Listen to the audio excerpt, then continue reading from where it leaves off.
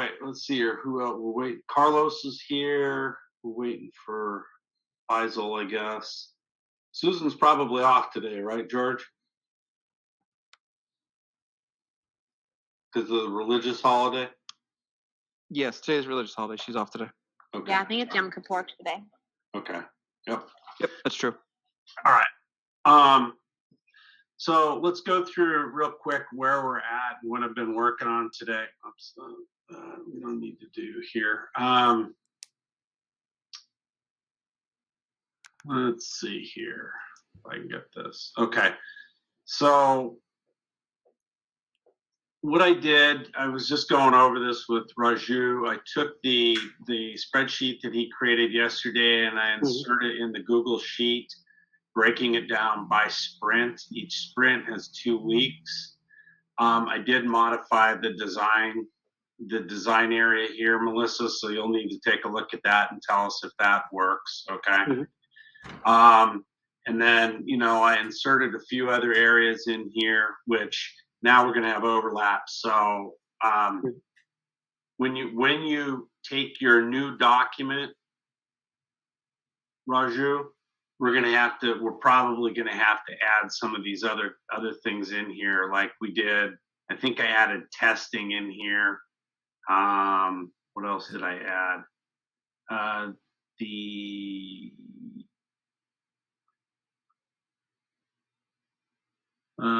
I'm sorry, I'm trying to read this here real quick. Yeah, let me see if I can make a note. Yeah. For API development. I see Yeah. API development number. Let me make this a little bit bigger so everybody can see it here. So I added in here development, right? Come down. Under development, we have core system, what I call core system development, and API development. Okay. And then I think that was it. The rest of the stuff you might have had in here. Okay. Yeah, in the testing, again, as I was telling you, if you look into my new sheet, under the testing, I just kind of like divide into two. One is like a user experience testing, and the other one is more like a process testing. Okay. This is your new sheet inside of the okay, if you need to, you need to expand. If you expand everything, then you will be able to hear. Okay.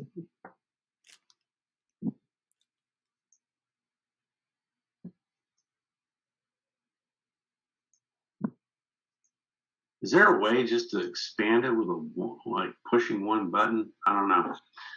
Well, usually, if we want to expand, what I do is I highlight everything and then just say right click and then unhide. It expands.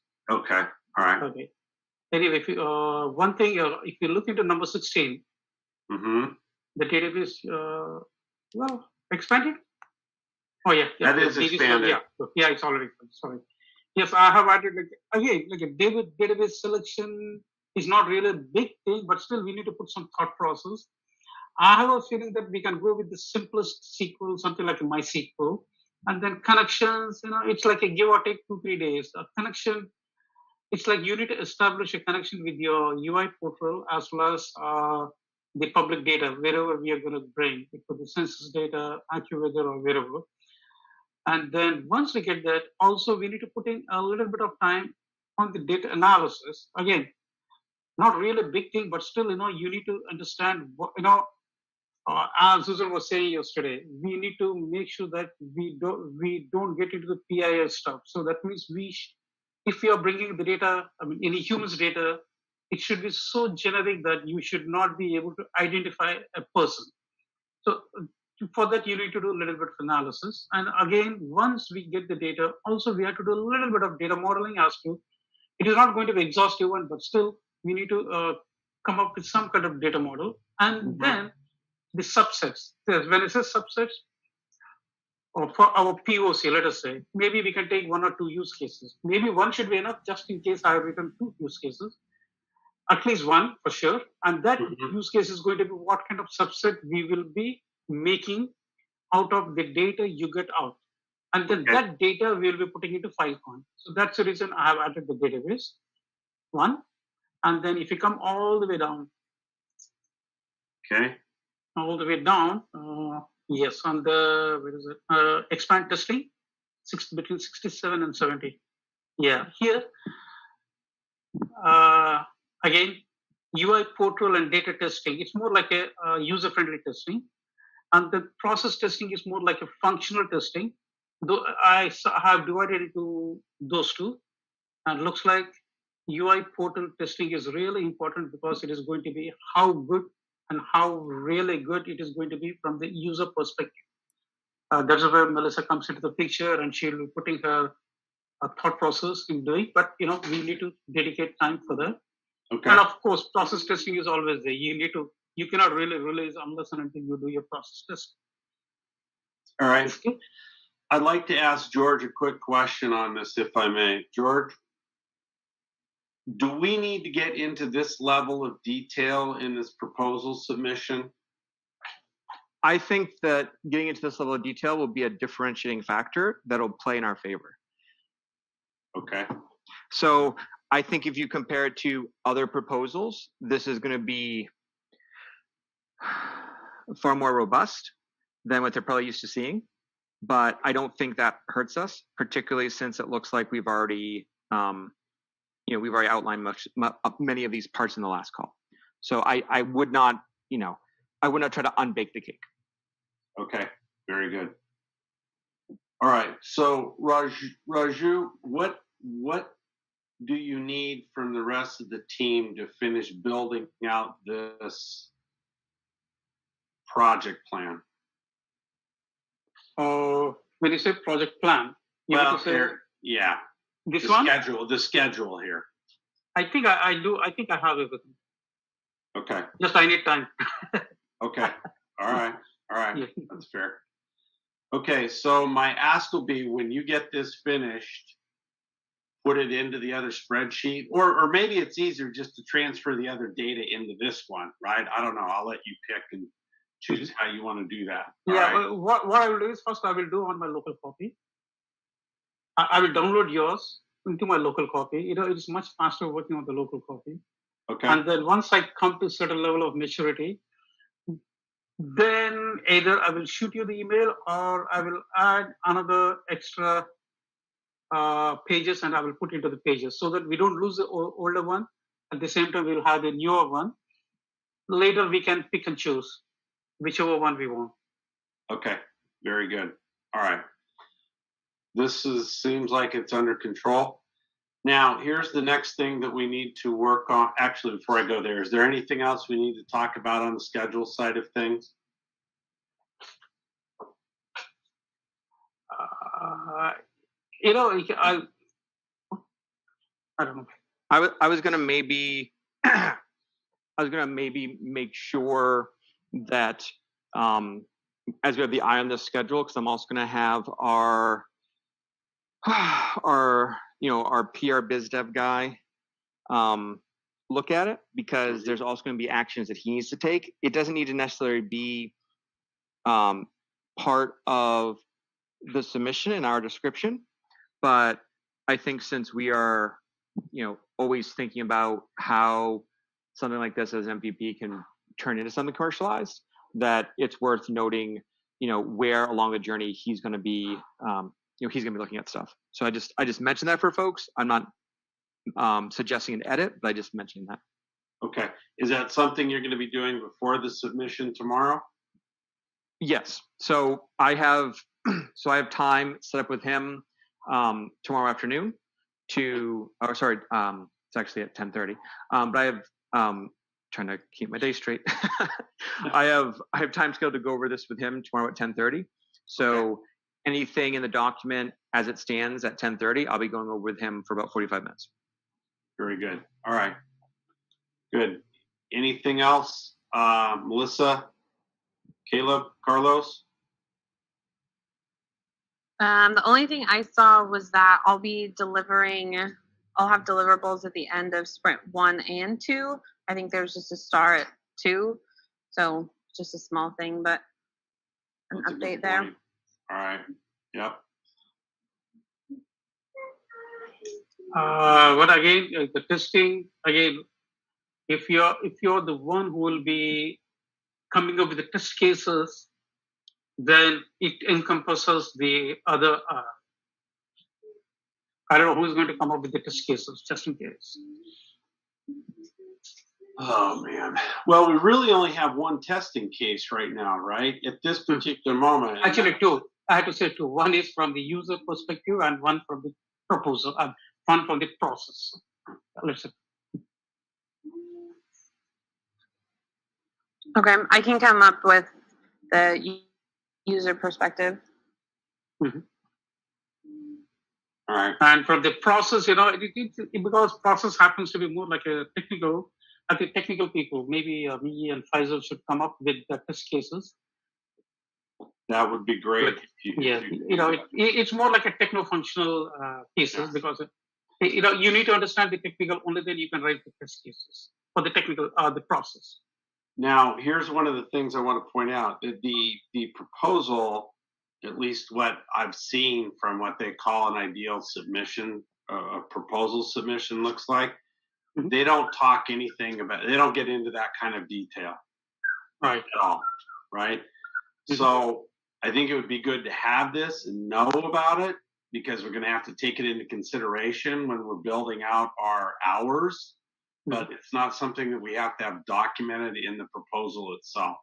Exactly. I hear you. It's like, let us take a simple example. Number 7, let us say setup environment. Yep.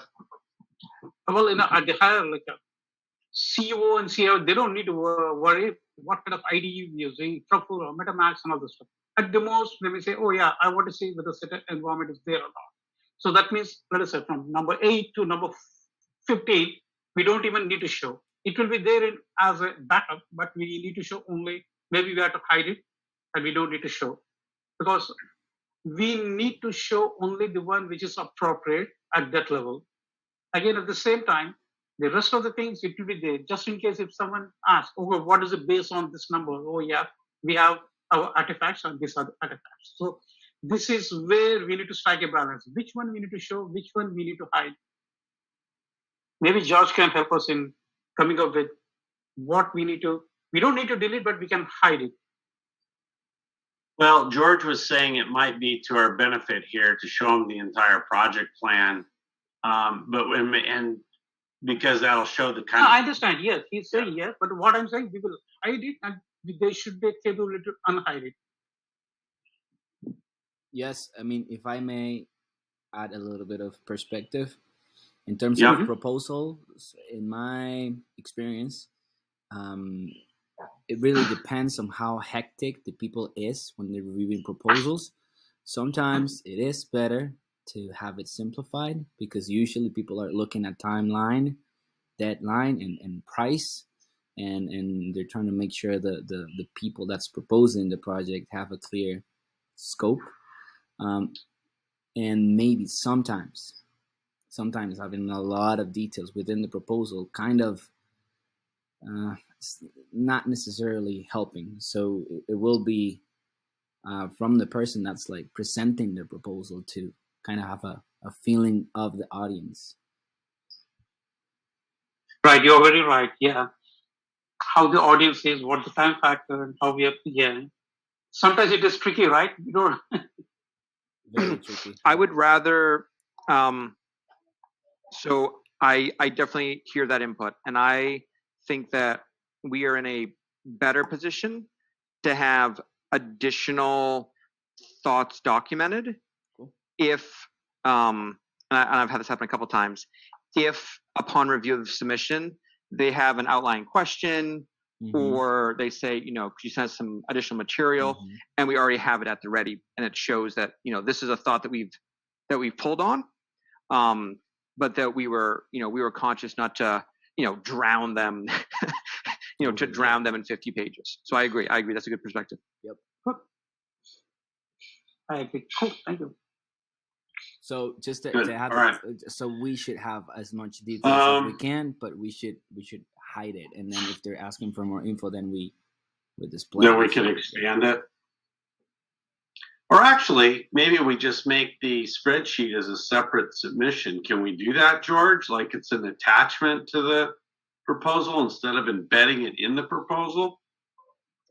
I didn't see attachments when I went through it. Did you? I didn't see that. Well, there aren't it. Yeah, it was just like, here's the document, right? There was no.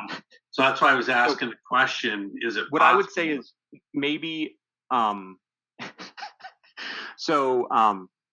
the day job, this is where we use just exhibits with full knowledge of the fact that 95% of my readers are never going to look at my exhibits. Yeah. Yep. That's a better way. Yeah, exactly. Okay. Well, maybe we take a snapshot of the summary and say that there's an expanded, view of this with all the details, as an attachment. Then it's up to them if they want to go look at it. Maybe that's an option. So. Yeah, I think that is a sound approach. I think that balances the two.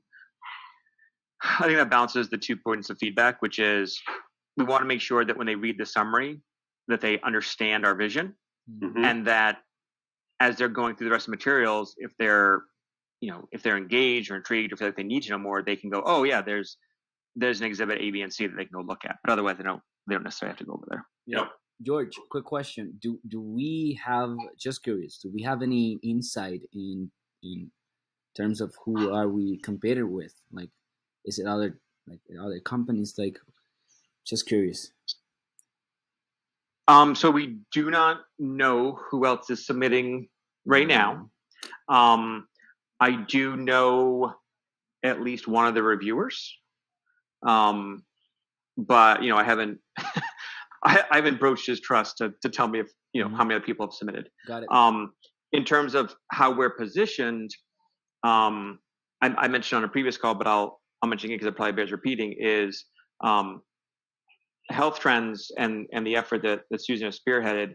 It is only the 7 of 8 firms in total that have ever received blockchain funding via the NSF that are not a academic exercise and done by a university. So there are only 8 private firms that have done this. And so, people in the space, people at both Filecoin and Chainlink already know us. So this submission will 1000% be looked at. And I think we stand a very good chance based on our previous MOUs and engagements with them. Love it. Cool. Again, just curious, George.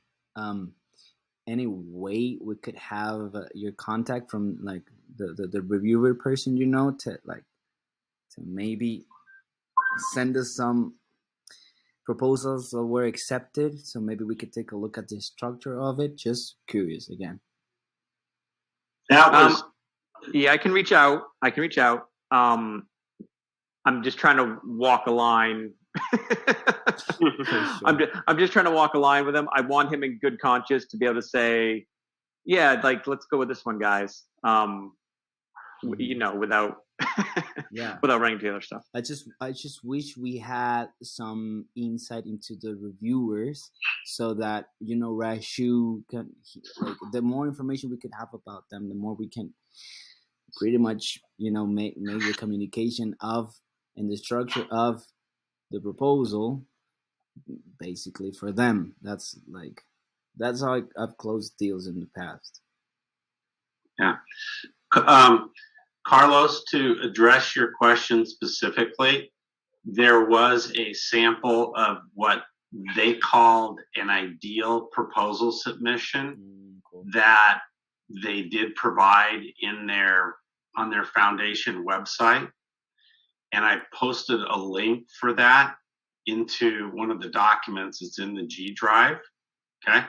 So you can actually go into the GitHub, and I can show it to you. I think I got it up here. Hold on one sec. Cool.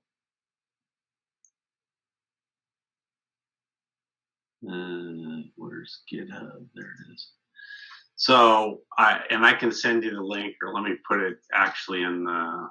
And George, just for the record, I'm sorry if these questions are a bit, weird. This is just me really trying to, push the project forward.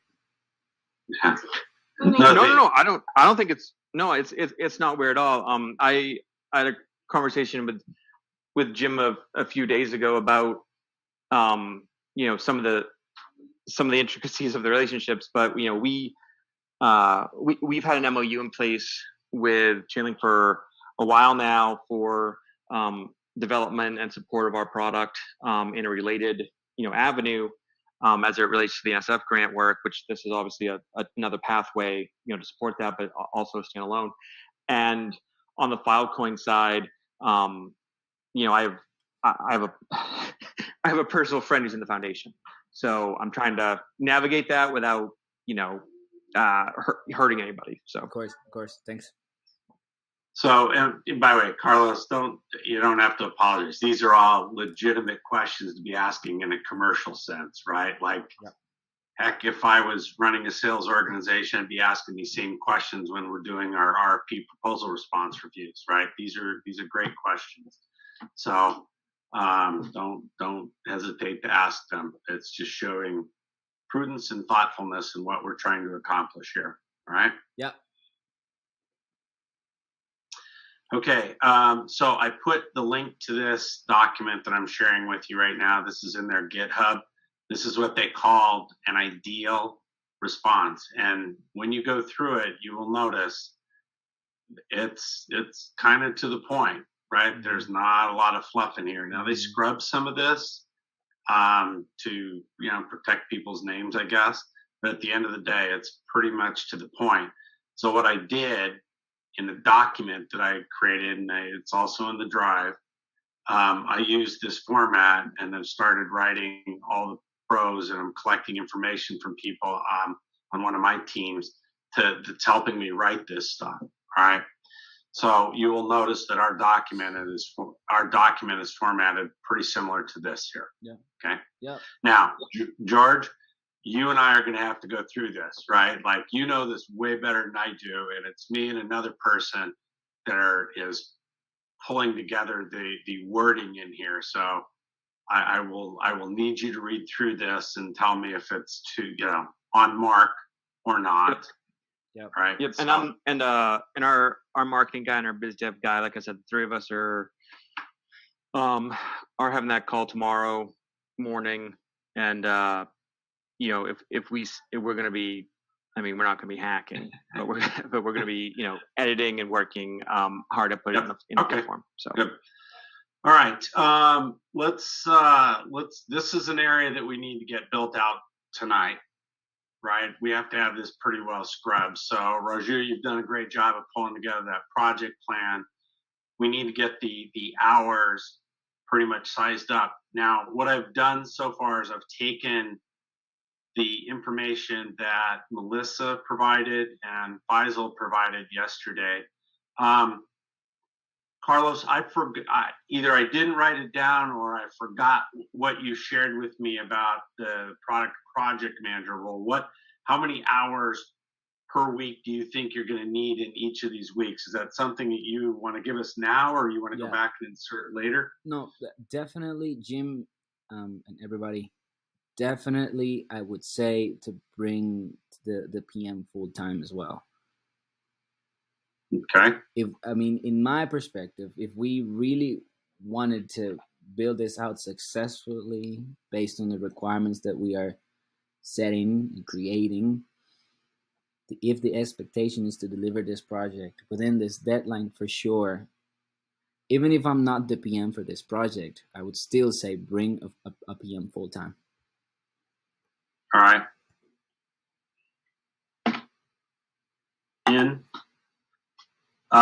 Raju, on the architect side, what do you think the hours are looking like here?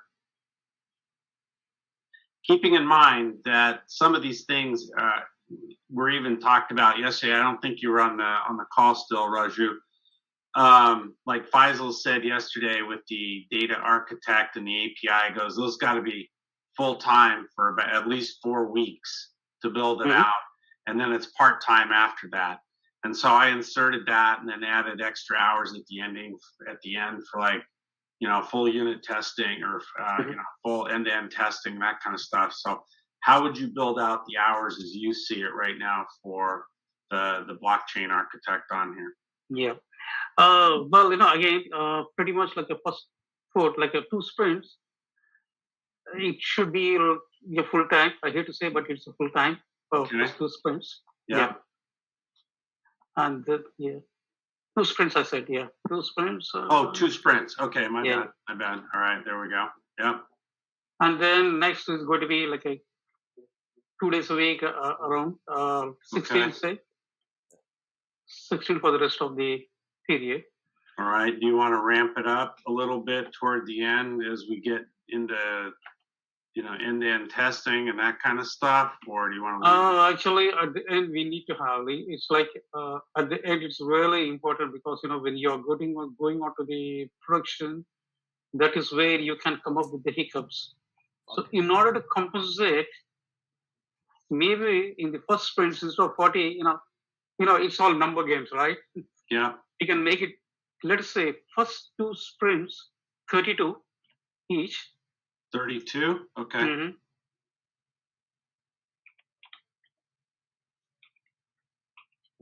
Okay. And make it rest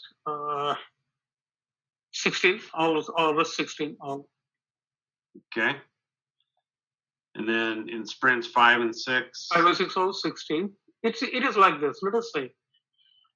I see it is going to be 16. However, by the end of sprint 4, we must have some kind of knowledge as to how things are going on.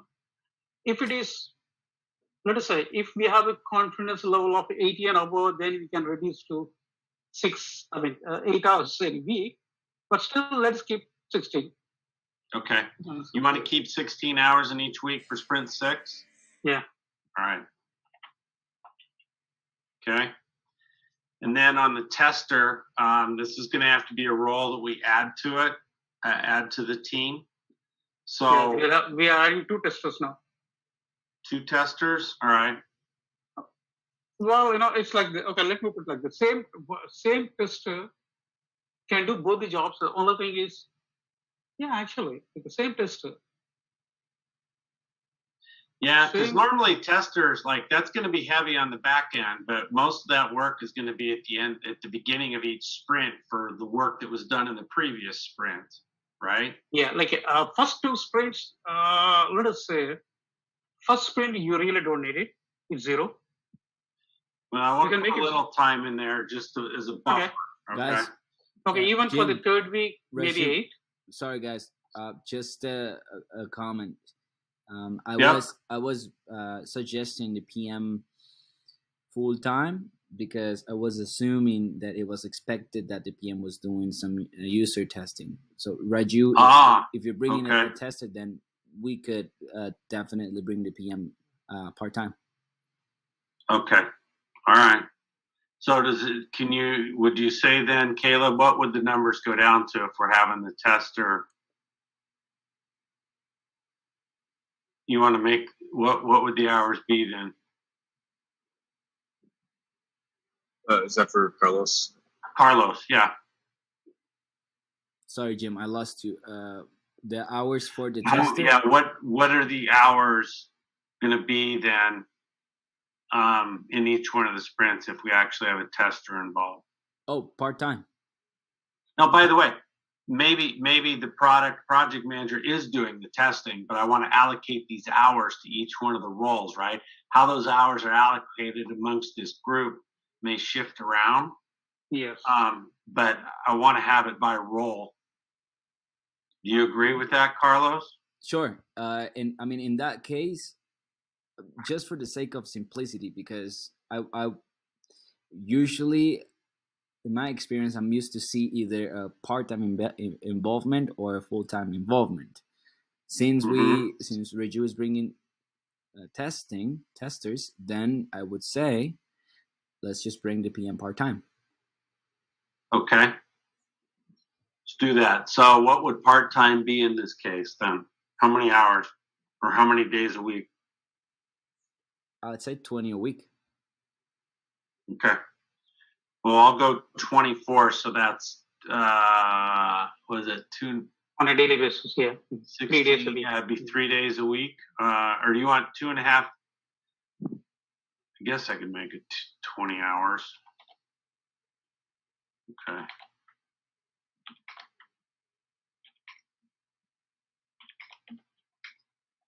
The other thing I'll say from a review perspective is, they'll see the fact that, instead of allocating at a 40-hour rate, we've decided to have 24 for a PM and then, 16 for a tester. Like, that's obviously a decision that's saving their money that they're giving to us. So yeah, yep, that's a great point. Okay.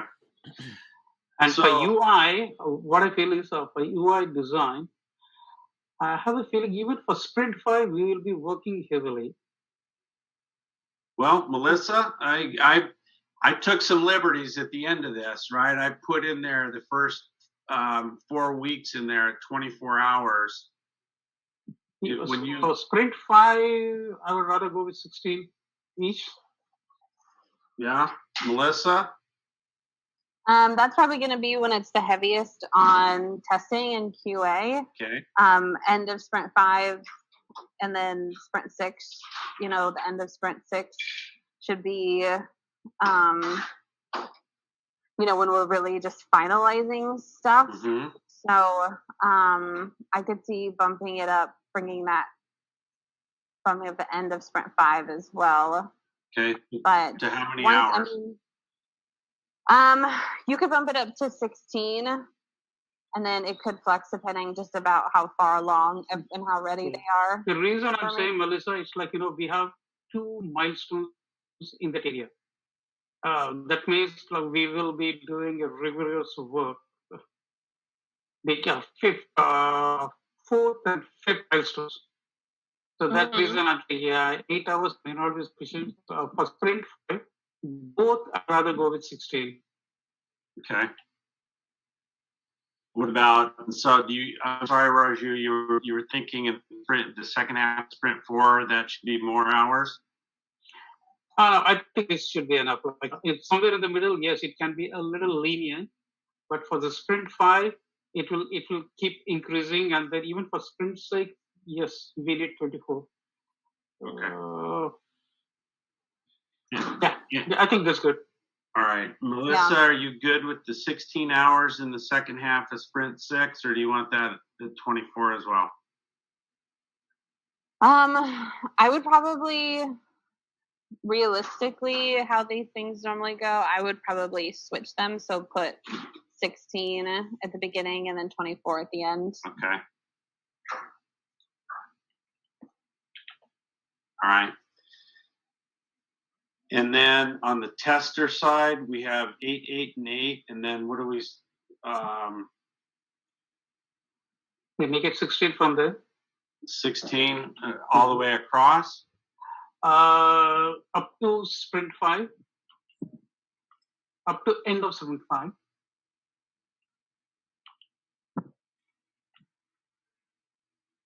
Okay. And then you can bring it down to 8 and 8. We're not going to be doing testing in Sprint 6. We'll be doing testing, but by the time we should be good enough, we must have tested most of the things. Okay. Got it. All right. Carlos, are there any other changes? I mean, I was kind of overrunning your territory here. My apologies there. No worries, Jim. And no changes. I mean, it looks good. Okay. It looks good, actually. Yes. Yeah. Well, again, it is not really written on rock. There's always like a 10% here and there changes. Well, yeah, that's the other. Yeah, you just nailed it. I was going to ask what contingency factor we should put on this. 10% as a rule of thumb. Yeah. Do you agree, Carlos? Should be okay, right? 10%. Might be a question here, but I'm never afraid to ask questions I don't know the answer to. That's why I ask them. What do you see as being the requirements and the hours for Susan to provide feedback, for Caleb to interact, for what does that look like? and how should that be accounted for? I don't know the answer, but Jim, maybe you know it or someone else. Yeah, well, this was when we had our time for tomorrow. I was going to ask you about that very topic. Okay. Well, then we'll. Okay. I'll think on it. I'm not going to.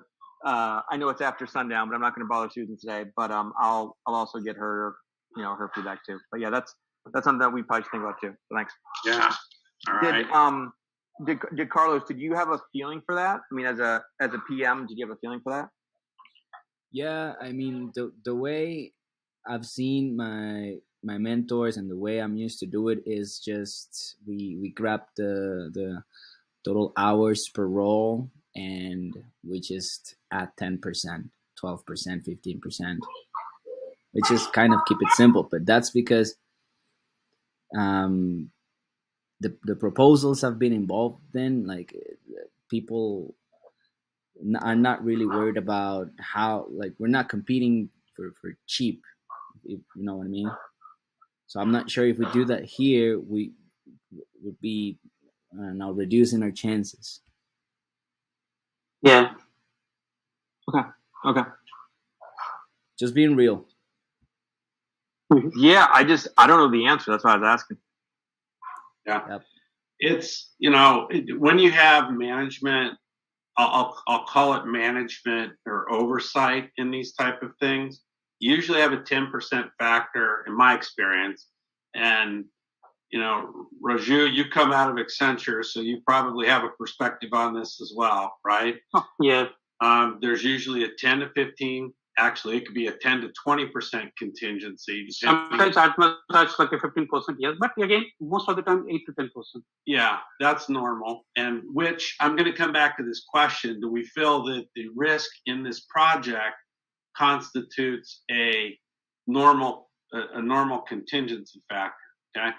And then, so that's one question. The next question is what I'd call management oversight. So that'd be Susan, George, Caleb, me.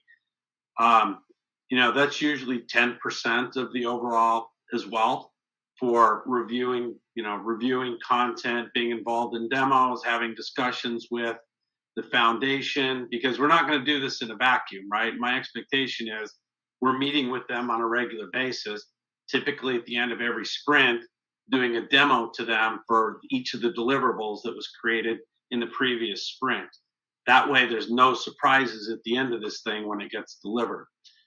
So those are the two things I'm putting on the table. Number one, management oversight is typically 10%. We can adjust it, and George, we can talk about that later, but I would like Raju's comments on that. And then the second part of this is, my gosh, I just lost my train of thought.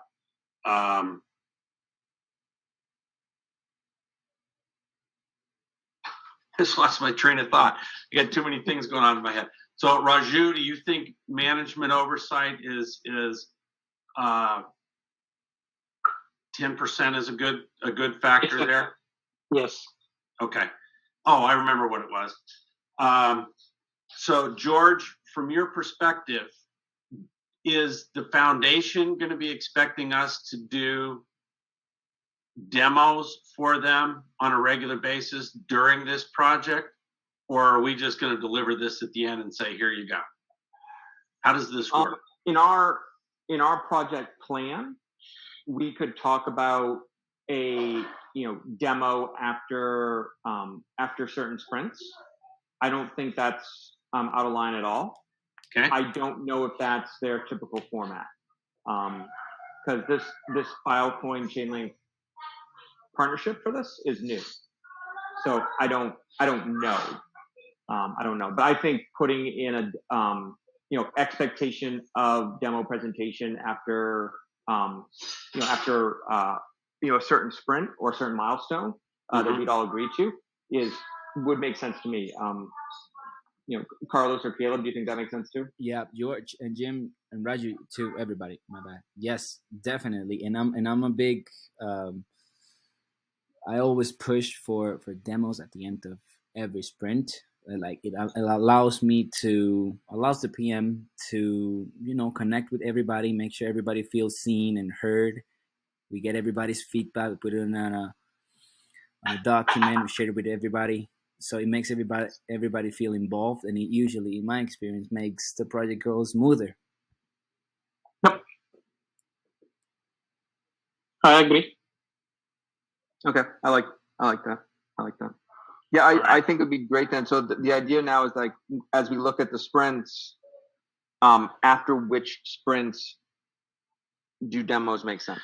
Well, and I'm gonna let okay. Yeah, let me ask this question, because Carlos brings up a great point. Now, when you say demo, Carlos, do you actually mean a demo, or is it a presentation on the outcome at the end of every sprint?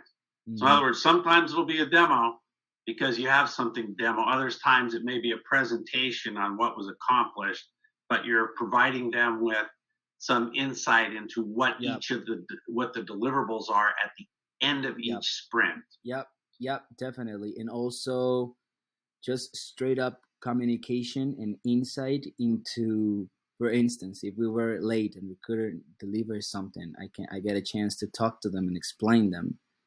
So I just really like this quote unquote demo calls, even though there is not a demo, but I get a chance to show them what we've done. I get a chance to tell them our blockers or our challenges. And again, they get to talk to me, so they feel seen. Okay. So George, we will write that into the plan. At the end of every sprint, we're going to be asking for an hour from them, from whoever on their side's involved in this stuff, so that we can either demo or present to them what was accomplished, review the deliverables, getting feedback.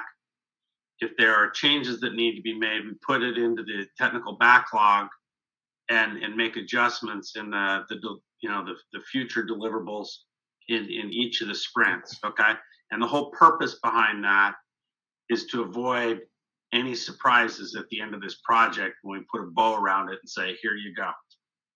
One disclaimer, please.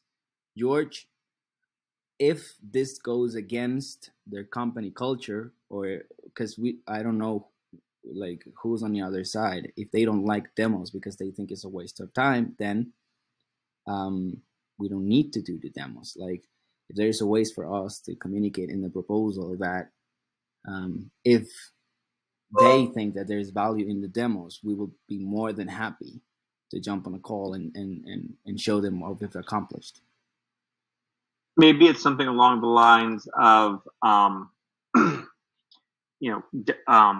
demo available after sprint for, demo available after sprint for upon, mutual scheduling with sponsor or whatever. Something like that is generic, but also would be responsive to what you're pointing out, which is in their culture might be like, hey, we gave you the funds, go do the thing. Which is fine. Like, that's their culture. That's their culture. Yep. Okay. Then we'll write it up that way. Then here's our recommendation. We'll recommend one demo. Right. So George, let me make sure it's clear. Are you recommending that we just put in there one demo in the middle and see how they receive it? Yeah, I would put the demo in there. I put the demo at a point. As I'm looking at it, I'm going to say either 4 or 5, somewhere in there. And I'll let the group make that call. Or tell me I'm wrong. Tell me it's 3. But that's what the demo would be. And I think that gives a chance for them to provide feedback, course correct, if that's part of how they want to do it. But if not, completely fine. And of course, if they're writing a check and they come back and be like, hey, we want more than one demo, that's great. You wrote the check. You make demos as you want. All right, we'll take your lead on that. Done. All right, before we wrap up the conversation on the hour allocations, are there any other changes, thoughts, or concerns that anybody'd like to put on the table? Nope. All right. I'm fine. Well, good deal. So let's go over to the final portion of this.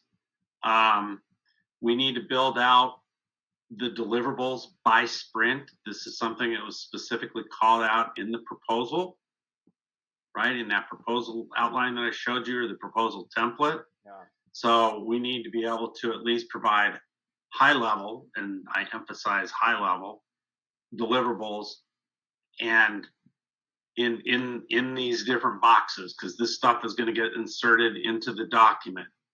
All right.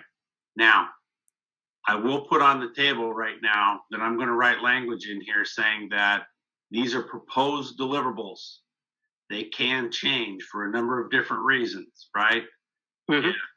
You know, based on their feedback, based on the technical scoping we do in the first week of the first sprint. Like, there's a lot of the stuff can change. So this is not locking us into anything necessarily.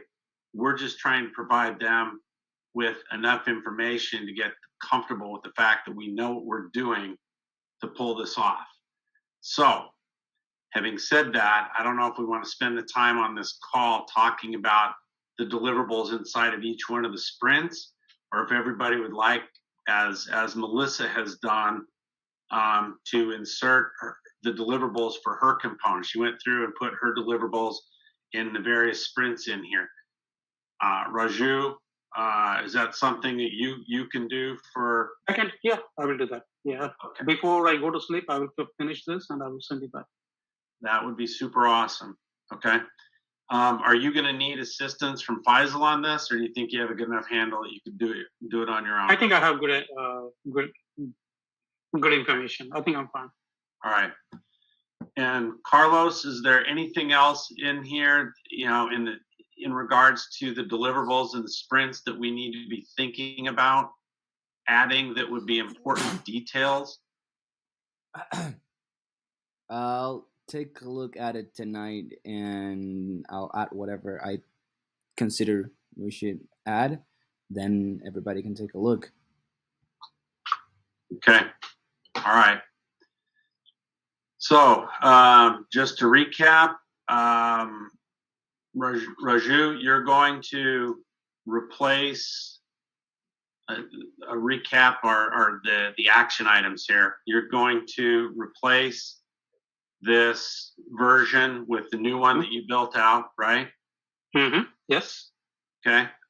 And if you maybe we don't even replace it, you just move all this stuff, right? These hours into the new spreadsheet. I'll let you figure that out. Yeah. If you do move that spreadsheet, move it to the new spreadsheet. Make sure you move the team structure and the sprint tabs over to the new spreadsheet as well. Okay. Okay. Mm-hmm. All right. And then the last thing is going to be on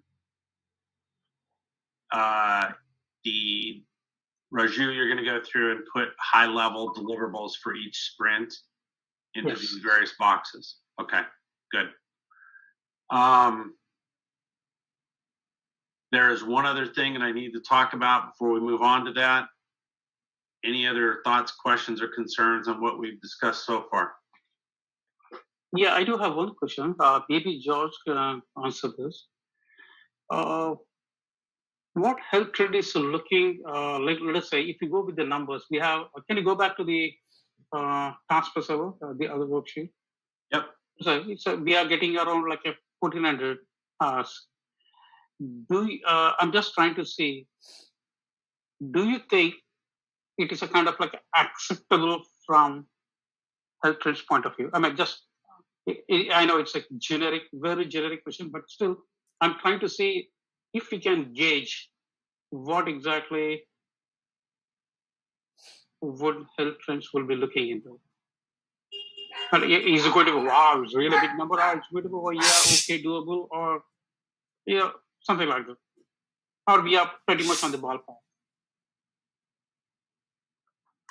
Can you say that one more time? I think he was at Raju. You were asking if these number of hours is kind of in the ballpark for what they're expecting, right? Like, because we're about, let's say we're probably, when we add in Susan, George, and Caleb, and possibly myself into this, we're probably in the neighborhood of 1,450 hours or so, probably, for this project. Does that put us in the ballpark for what their expectations would be on a project like this. Yeah, I think we're definitely looking at, first of all, I think we're definitely looking at north of 1,000 hours. And second of all, for these types of projects, submissions are generally, again, I'm going off of other submissions, you're generally talking about hours that range from 1,000, 2,000, 3,000 hours. So I don't think we're going to stand out as an anomaly based on the number of hours. Good enough. Yeah. All right. I think the takeaway there, but I think the takeaway there is that, particularly when it comes to the specific call here that Filecoin and Chainlink has put out is, if it was easy, they would have done it themselves. And and they haven't. I see Jib laughing. Yes. If it was easy, they would have done it themselves. And so, I can't imagine they're going to get submissions for projects that are 400 hours or 800 hours. That just wouldn't make sense. Yeah. They would just test that out. I mean, I'm flat telling you that this is right on mark with where I would expect it to be in any type of project of this length and complexity, right? Like, I think we're right in the wheelhouse. Now, that's just from a commercial perspective, okay? I don't know what their perspective is, George. Obviously, you have better insight than we do in that. But if you're thinking that 1 to 3,000 is pretty normal, then we've done a pretty good job of pulling this together so far. So, okay. Yeah, I think we're right there. Yep. All right. So here's the last thing. By the way, did everybody get the invite for the Slack channel that I set up? I think I got it, yes. I don't think I did. Okay, Melissa, I'll go back and make sure you're in there. Carlos, I know you did. And by the way, who is Bob? That's my nickname. I'll change it. My bad. Sorry. Please.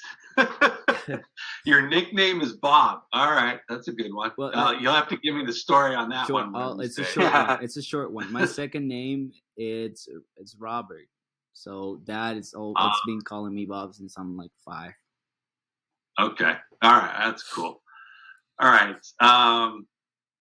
And so that was one question I wanted to ask. The other is, did everybody get the notices when I was writing this document, and there's a few areas in here where I need specific people to provide some details, okay? And like Raju, I think you had one right here. So, yeah. On the roles-based access, like what's the security framework look like? I need somebody to explain the smart contracts, okay? And then the primitives, I'm just going to ask this question right now. This was in here already as part of an example, and when I thought about it, these primitives actually are dead on with what I believe we're trying to pull off here. Do you agree with that, Raju? Say it again? So they call it primitives, right? Uh-huh. These are the basic elements of what we're going to be working with inside the blockchain.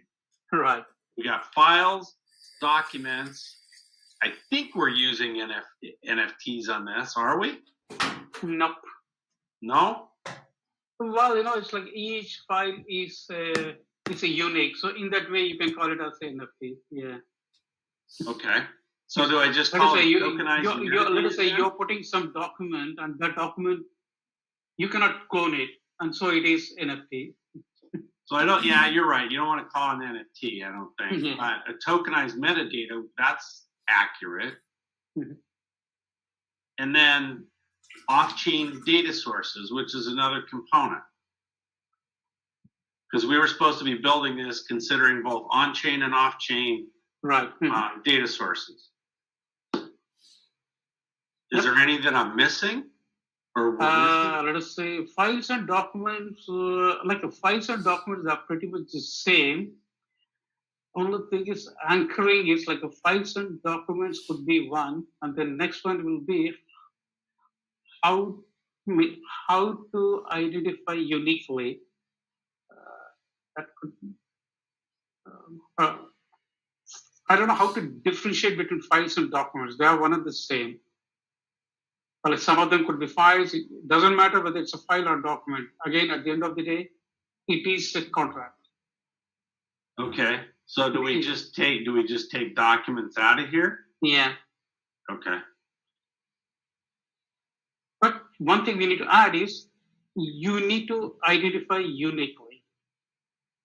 So what is the UID or whatever you file UID, you can call file and file UID.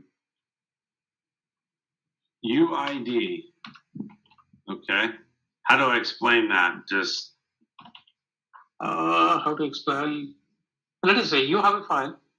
It has to be identified uniquely. Okay. So that is where that uniquely identified. Thank you. Yep. Okay. All right. So I think we got that resolved then. The layman's version of a UID is your social security number. That's a UID. That's for the person, yeah. Which we're not supposed to have in here. Correct. I was really just bringing it down to the base level. Yeah. Like, that's what it is. Okay. All right. Anyway, also, I know we had a PII conversation a little bit earlier. Yeah. I didn't interject there, but I will since we're talking about the UID. Because this is coming from the off-chain data source, which is publicly available information that the government has already pushed out, we will have a PII review, but I don't at this time anticipate issues because a federal PII officer would have already had to go through this to put this into the clear.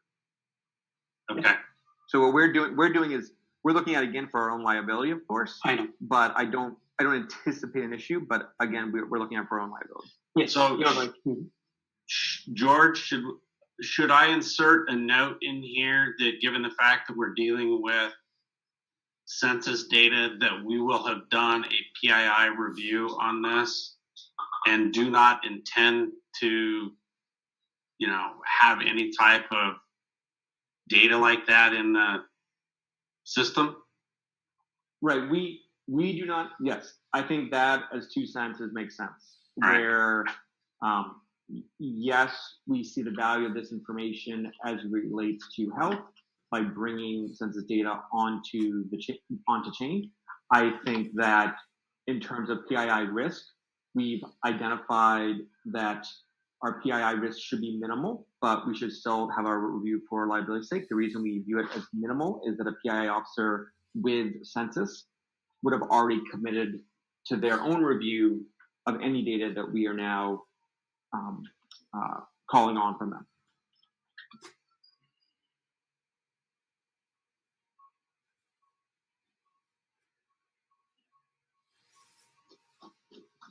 To pull up a little bit to 30,000 feet, just to make a note here, this is just for situational awareness, is when we start using census data in combination with some of the other health trends AI data sets as they relate to county level, that will be that'll be a different level of PII review. But I think for this, we're fine.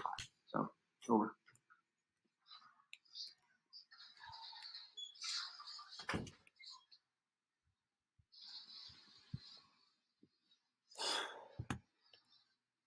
I think we lost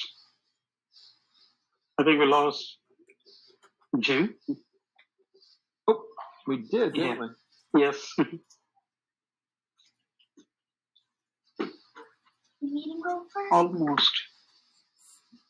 Okay.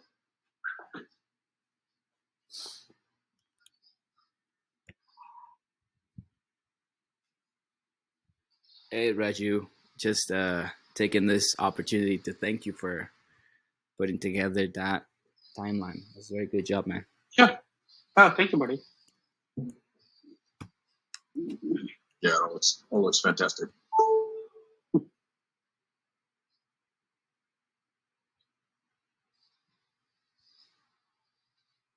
Yeah, there you go. Hey, Jim, welcome back.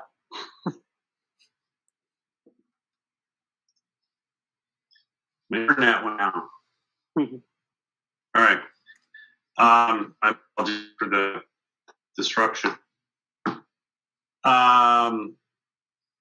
So anyway, before that interrupted our conversation, I will insert that note, George. All right. Okay. To finish this part of the conversation up, Raju, if you can go through here and just take a look at the areas where I've highlighted or inserted your name and assigned you something, I'm going to need some input from you. Okay. Let's do that. And then, George, you and I will be going through this, or if you could start taking a look at this, I don't know, in advance of our call tomorrow or what, but we're going to, again, we're going to be in real time here trying to do these edits. And hopefully I'm on mark, okay? we will see. Okay, guys, I got to go now. I know what I need to do, and then I'm very sure I'll be able to complete by the end of my day today. All right. And I will talk to you guys. All right, sounds good. Tomorrow. Yeah. Thanks, Raju. Thank you, Thank Raju. you. Guys, George, Bye. I also George, gotta- one last question. Did you ever find out whether or not we have till the end of like 11:59 tomorrow night to get this done, or is there a time tomorrow that we have to submit it by? I did not hear back from him. I pinged a guy over there. He didn't hit me back up. So All right. I'm gonna bother him again after I get the kids fed. Okay. Fair enough. And then I'll try again. One last thing on that topic. I have not been able to figure out how we actually do the submission either. If it's through email or if there's a website, something like that's not been apparent to me. So if you could ask him that and find that information out, also that would be most appreciated. Okay. Oh, you mean where on that link we're supposed to send it? Okay, I'll look. There, yeah. See, there was no link that says this is how you submit it. Yeah, there's no submit button. I saw Yeah. that too. So I guess we just email it, but even there's no like email address or person that we're supposed to send it to. So I don't know how to even start the submission. I'm gonna text him again right now. Okay. Okay. I'm on that. Okay. Thank you, George. Yeah, unless Caleb, did you say something? Did you say something? I don't know if this is the intended method, but it looked to me like that submission, when it got submitted by a pull request to the GitHub repository, and then it just got merged into the things. That's the only thing that I've seen that looks like a submission instruction was some requests. All right. So all you do is put it into the GitHub repository? I mean, I can double check what they did, but it looks like somebody made a pull request to the repository with an updated. There's like a folder in that repository that you pulled it from that has like a grant submissions folder. I'm pulling up the link here now. Oh. Can you see other submissions in that folder, Caleb? No, I'm on my phone. So I can't. Well, I could, but I couldn't read it. I just won't.